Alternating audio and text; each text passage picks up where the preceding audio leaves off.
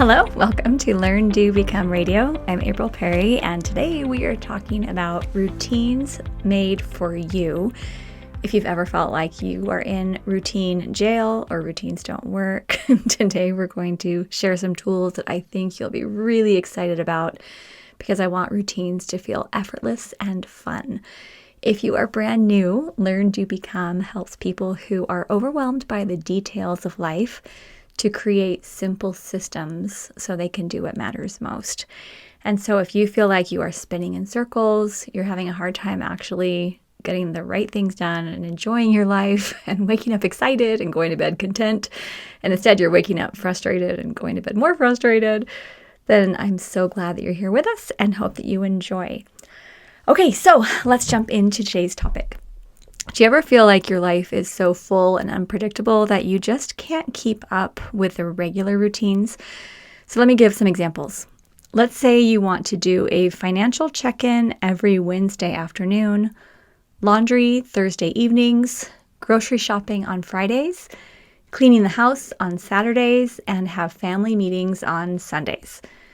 But then your kids have a bunch of extra sporting activities and you have guests that come into town and there's a community event that you want to attend, and all of a sudden, those great routines you put into place just don't happen. What do you do?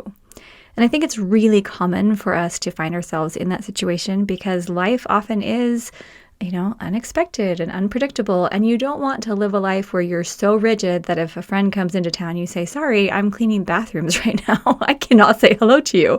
Or if a great opportunity arises, you don't want to give up on that because you're like, oh, sorry, I'm going over my spreadsheets. It makes life feel kind of frustrating if you feel like you're always saying no to things, but then you can't predict everything. So what do? A lot of people just give up, so they don't have any routines. Or some people are really rigid, and then they feel kind of sad because they're not taking advantage of things that they're excited about. So today we're talking about how to tailor your routines to your unique life. And that means even when it's unpredictable and crazy, you can still get the most important things done. And the reason I'm even recording this is because one of our community members named Rebecca sent me this message, and I thought it was so good and that all of us could relate. She said, how do you embrace the season of life you're in and make routines that work for it? For example, I teach high school full-time. My husband works an hour away. We have 2 teens that play travel hockey and school sports. We are bound to an ever-changing schedule of running around. Practices conflict with night routines and meal times. It's difficult to find quality family time unless it's driving to a game, etc. It's hard to schedule in weekly routines. Difficult to find time to meet with my partner, to go over or even establish financial check-ins, etc. We have been in this stage for about 6 years now, with about 5 to 6 more years of it. It's pretty much burying us, and we are living in a constant reactive mode. Okay, I really feel for Rebecca because we have had times in our lives that felt just like that. Chaotic, frustrating. And if that's you, first of all, I give you a big hug. But second, I want to provide you with some tools so that you can know what to do in the middle of all that, and you don't feel like you're just buried and that there's no hope, because there absolutely is. Idea number 1 is to distinguish between must-do routines and optional routines. There are some must-do things like we need to pay bills, we need food, we need clean clothes, and we need the home to at least be healthy enough to live in. We also have some must-do routines, like we do have family prayer, and we do really want time to have good conversations and connection. So there are some things that are really, really important.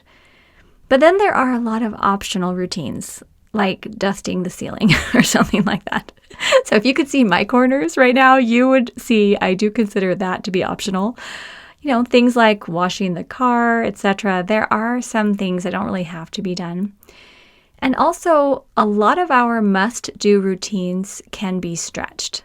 So for example, if you don't have time to do a full menu plan and get all the groceries for the week, you could just grab some milk or a few items and at least get through breakfast tomorrow or something like that.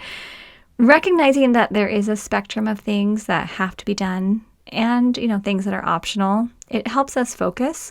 So when times get super busy, we can just do that bare minimum or that, minimum viable routine in order to get by.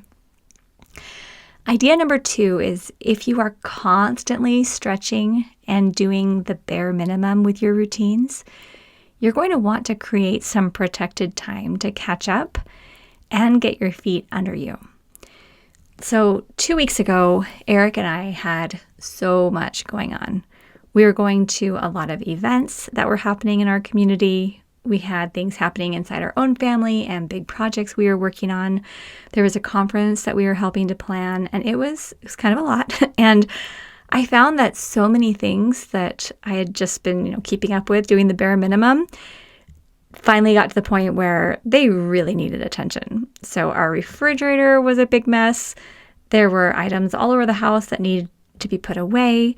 We'd had, active messes that had turned into passive messes. And I was starting to feel stressed every time I came home because I could just see things were piling up. I took one evening and I just stayed home. And there was something else I could have attended, but I just said, I just need to catch up. And I spent the evening cleaning the fridge, putting stuff away. I turned on some music. I got the house all caught up, and I could tell that I was feeling a lot more calm and present. Eric does the same thing. When he has a ton of stuff going on, he'll just say, hey, we're just going to, take some time now, get things caught up. Just let me get my feet under me. Let's not try to do everything all at once. And it is tempting, though, sometimes to say, oh, no, I have to keep going. We have to go to everything. We have to be on it. But, part of being an adult is looking at our lives and our schedules and our commitments and recognizing that if we keep going, it's coming at a cost. Now, if you are willing to pay that cost and it doesn't stress you or your family out, that's, up to you, of course. But I've found that I can only stretch so much before I need to take care of some responsibilities that need my attention. So hopefully you can create some of that protected time for you and for your family. And that might mean, saying no to some things, but good luck. Okay. Idea number 3 is to experiment and find the best time for each of your routines. For something like a financial check-in, for example, you want to be in a good mood and you want to be well rested so that you can give it your full attention. And if you're speaking with a partner, you don't want it to be emotional and frustrating. So you probably don't want to do that during the dinner hour, for example, when there's other people running around and you're feeling stressed and people are tired, things like that. But maybe that's something you would schedule for an early morning when you and your partner could, get to bed early, get up early, and then do it then. Or maybe it's a Zoom call during lunch from your different workplaces where you could just focus together for a bit. Or maybe it's a Saturday night, so you take a late nap on Saturday, and then you put the kids to bed and you sit down together to go over things briefly. And with housework, you could combine laundry and cleaning. So instead of doing laundry one day and cleaning the house another day, you could say, hey, we're going to do it all at once, and the whole family is going to get involved, and it's a big cleaning party. I found cleaning parties worked so well when we had all our children here at home. Now I typically do cleaning Saturdays and Eric does laundry Thursdays, and we've kind of figured things out. But sometimes if you're gone or, traveling or having a lot happening, being able to just get on the same page and put many hands to work, it does make a big difference. One of my friends has found that the family will plan meals together briefly and they'll buy the ingredients. And then a different family member cooks each night, depending on their schedule for the week. There really are a lot of ways you can experiment and find out what works, but it's really important to talk with the family or whoever else lives in your home or apartment. Make this a family council, have these conversations. It's important to get some of these basics going in a way that doesn't feel stressful. But I really encourage you, don't try to just do everything on your own. Really involve other people if it's more than just you living there. Idea number 4 is to get creative, kind of building on that, considering the people in your home and their ages and stages and how you work together. So if you live alone and it's totally you doing your routines, you can get creative with things like phone calls or listening to audiobooks as you're moving forward on your routines. I find myself home sometimes alone, not often, but sometimes. And so I actually love cleaning the house when I'm home alone. And I love listening to music or, great audiobook or something. And I am having the time of my life just going around and vacuuming and mopping and wiping and getting everything just nice and sparkly. I love it. It's like therapeutic for me. It feels so good. But if you have others in the home, I often find that the person who has the least amount of tolerance for the mess ends up doing all the work. I hear all the time things like, I could involve the family, but it's easier if I just do it. And I completely get that. But I will say, when you invest in teaching and training in positive ways, it just alleviates the pressure on you as you move throughout the years, and it helps train your family members to do this for themselves. When our children were little and they couldn't work independently, I did what I called chain link routines. We would clean together, and I would tell each child, we had 3 who were able to help at that time, and then Spencer was like the little baby. So Aaliyah, Grace, and Ethan, they're like elementary school aged. And so I would say, okay, come to me and I will give you a little job and then come right back when you finish. And it worked so well because I would say something like, okay, take this stack of towels and go put it away in the kitchen drawer. And then the next child would come and I would say, all right, can you go put this upstairs next to my bed? And they would each come and I'd give them these little jobs. And then they knew, come right back and you'll get your next job. And so I could actually get quite a few things done by doing these little chain link routines. And we'd maybe do it, 15 to 20 minutes. It wasn't like all day. But it was great because then they were busy, but they were getting some things done. As they got older, I started doing rotations and I would give them a task. So each of them would have 2 jobs that they were in charge of, kind of bigger jobs like cleaning a bathroom or cleaning a fridge or things like that.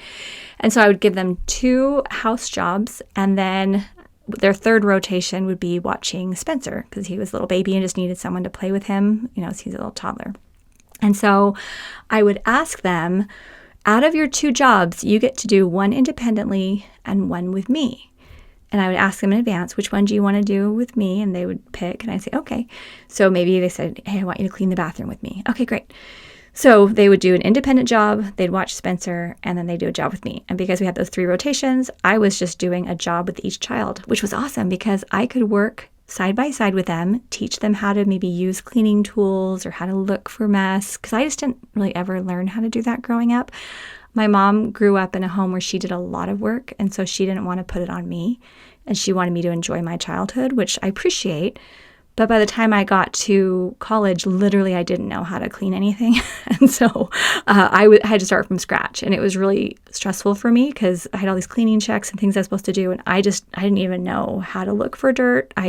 It was just so brand new to me, and so I loved doing it this way because we had that time and they could learn. Plus, we would be able to just laugh and have fun and connect, and it was awesome. And then once our children got older, we just all had these lists we would do. We'd all kind of clean at the same time. It's been so great now because our youngest now is a senior in high school, so we'll be empty nesters in about a year. But he's super helpful with things around the house. And so I'll give him, he does like me to give him lists. He'll do anything on a list. He doesn't like to go look around the house and try to find something to clean. But the other day, for example, I said, hey, can you vacuum the staircase to the upstairs and then the staircase to the basement? And then when I got home, I saw these nice vacuum lines on every stair, and I'm like, oh my gosh, this is amazing. It looks so good.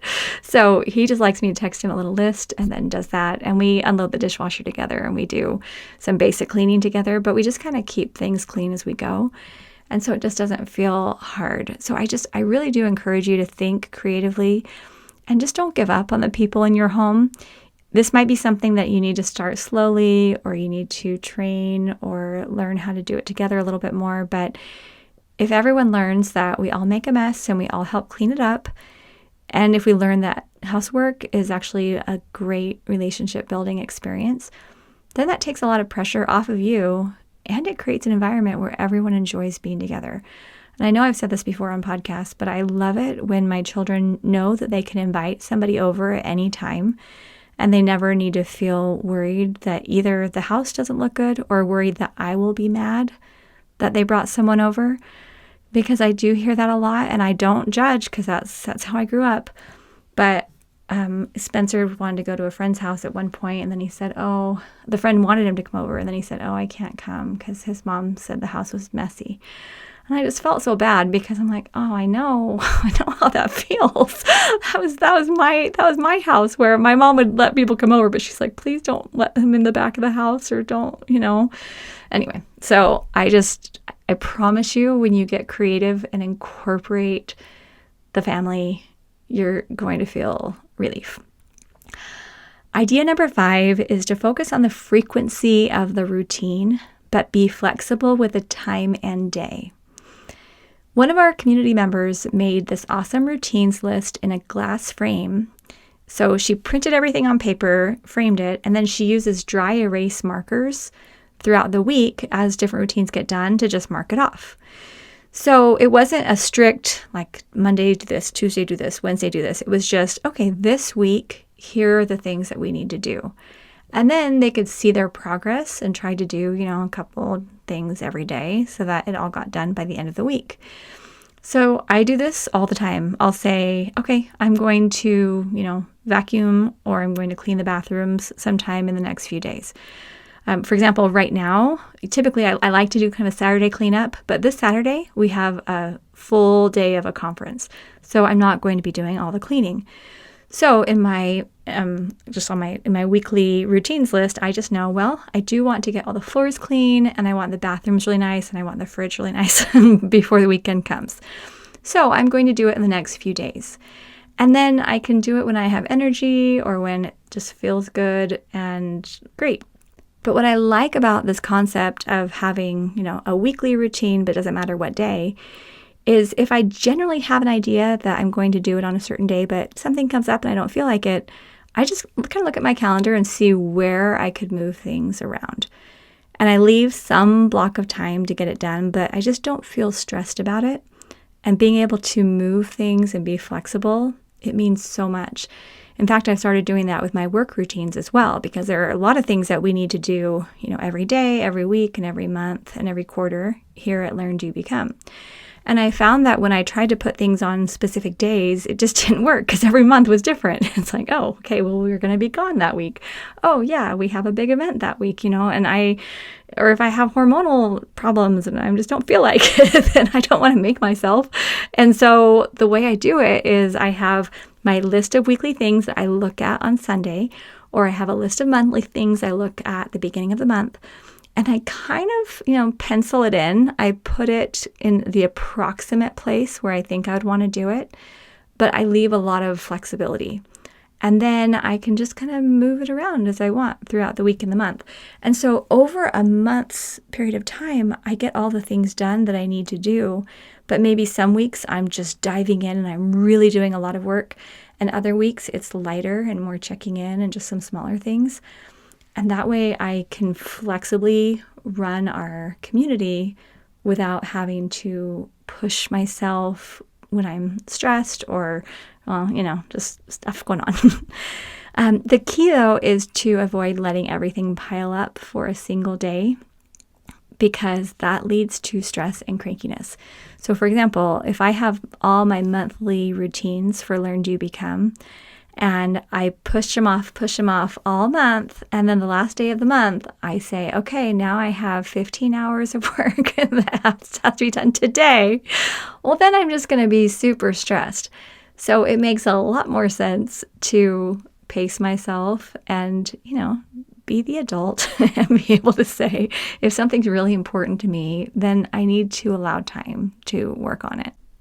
But I think as long as you give yourself some general time for the tasks and maintain flexibility, you'll feel more relaxed and less resentful about events or family members or interruptions. And then idea number 6 is one I often hesitate to share because I don't want it to come across as critical. But I strongly consider simplifying your life in any way that you can. If you feel like your job, commitments, or external factors pull you away from what truly matters, you may want to ask yourself, is there a different job that we could take? Or could we move closer to my job if there's a big commute? Or are there some external commitments that could be simplified? Could we do fewer extracurricular activities? Could we not leave the house as often? I know we all have unique lives, and maybe you're thinking, no, we just love that job we commute to. It's totally worth it. Or everyone loves their sports and it's non-negotiable, and that's up to you. But Eric and I have had countless discussions about this topic over the years. We always wanted to live close to his work, and that's actually why we started working from home and then ended up building Learn, Do, Become. It was so we could have more time together. Our children didn't do that many extracurriculars growing up, and we encouraged them when they were excited about something, but we didn't push it because we liked being home together. So I tried one time signing everyone up for different things, and I was spending the whole day in the car, and they weren't loving what they were doing, and it wasn't adding to the general well-being of our family. So we stopped a lot of that. And most of our decisions that we've made have helped us to create a life that's more home-centered and family-centered and a lot less externally focused. That's what works for us. And there are still many things that pull us out of the home, but we do a lot together. And we're home a lot together. Like, my best memories of being with our children are just being around the house and taking care of the house stuff and homework and, having time to be able to serve. And I wouldn't trade that for the busyness that we could have had. So personal preference, but that's what's worked for us. I believe that there are often ways to make things easier and lighter. We do have to get creative, and we do need to brainstorm together, and we might need to give up some things. But really, if you just feel like, we never have time and we never will, I would just have a good brainstorming session and say, what could we do? Okay, so some next steps. I strongly encourage you to take a few minutes and write down the routines that are most important to you. Identify the ones that need more attention, and then go through the points we discussed and ask yourself, are there ways I can be more creative? Can I block out time to catch up? Can I stretch some routines occasionally? Can I involve others? As you do this brainstorming, it will help you to feel empowered and excited. This is really a leadership role in your home and family.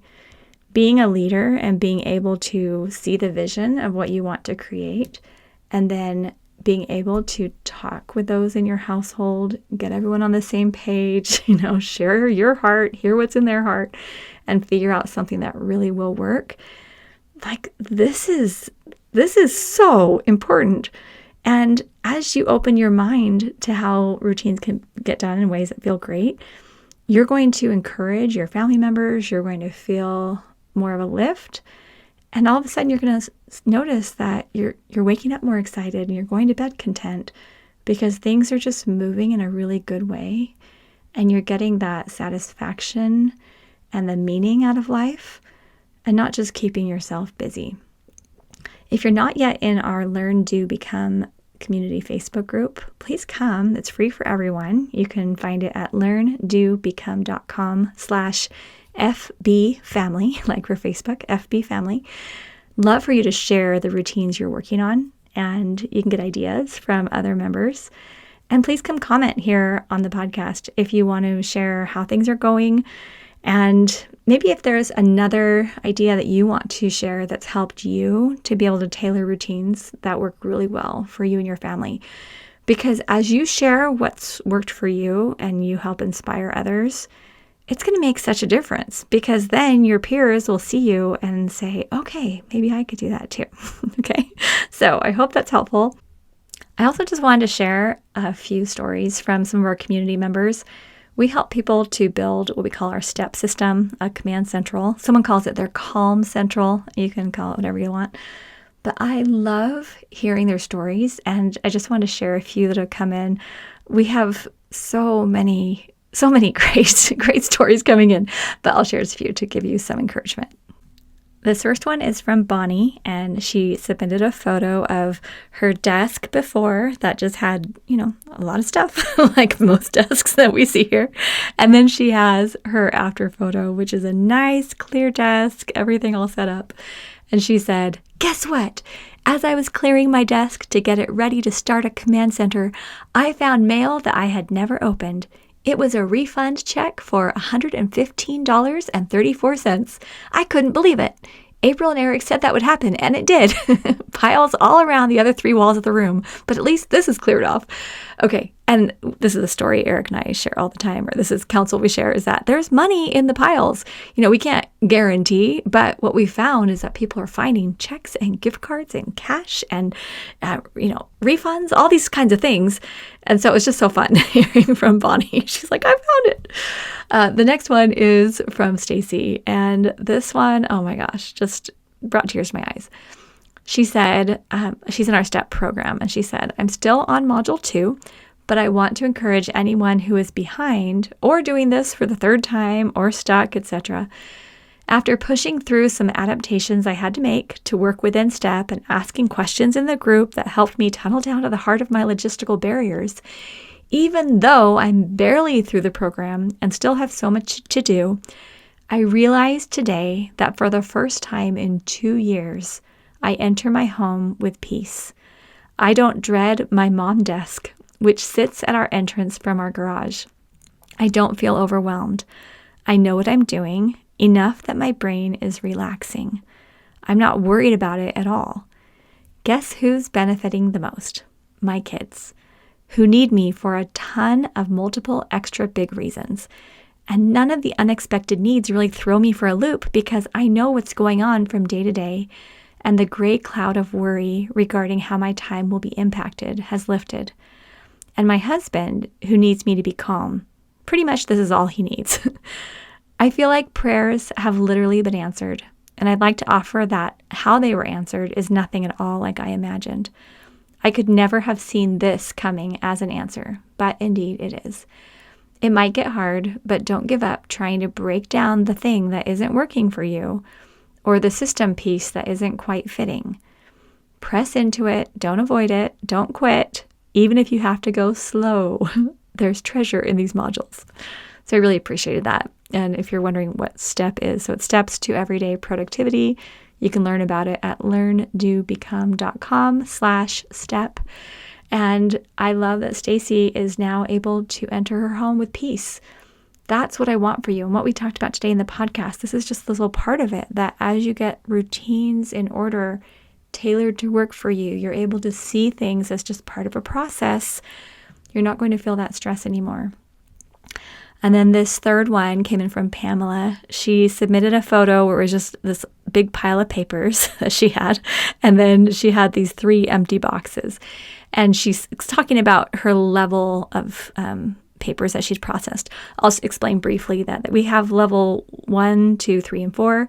Level 1 papers are the things that are most urgent. And then level 4 things are like dormant, like stuff you probably don't need to process, but you could if you wanted. So here's what she said. Yahoo! I did it. I processed my level 1 and level 2 boxes. I can't believe it. It's finally making sense. I also wrote a 1.5 pages of a practice mind sweep, which always causes me stress just to think about it. Oh, I forgot. I even processed a digital subscription that needed to be canceled before a certain date. Thanks to the new step processing video April did, I can't wait to see how I sleep tonight. Thank you, Team Learn to Become. What a blessing. So what Pamela is referring to is we show you how you can take a pile and then process it into your command central or into your step system.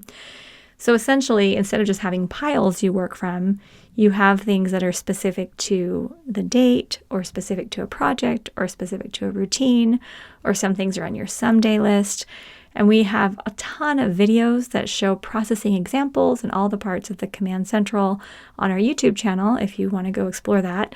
Or if you want to come in and just knock it out and do the program with coaching and support and community, then you could be part of our STEP program. Okay, so that's just how it works. But we've been getting these celebrations literally every day. It's my favorite part of my work is to open up my email or the Facebook group or, our Slack channel. The team will be sharing awesome things happening, and just see people who are changing their lives and changing their families and making this system work. And the reason why I've been talking about this for, 15 years is because it dramatically changed my life. I can't even tell you, I don't know how I would handle things if I was still in that chaos that I was in back in the early days. I was cranky a lot, and I was stressed, and I had meltdowns a lot, and I just felt like the world was on my shoulders and I couldn't keep up with everything. And it took everything I had just to maintain some basic order.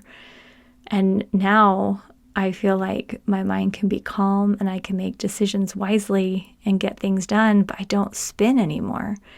And I want you to be able to have that too, because it just makes a difference. So, okay, hope this was helpful to you. I hope you can apply what you've learned today in the podcast, even maybe some ideas you had that, not things I said, but just the ideas that came into your mind that can help you and your family and your situation.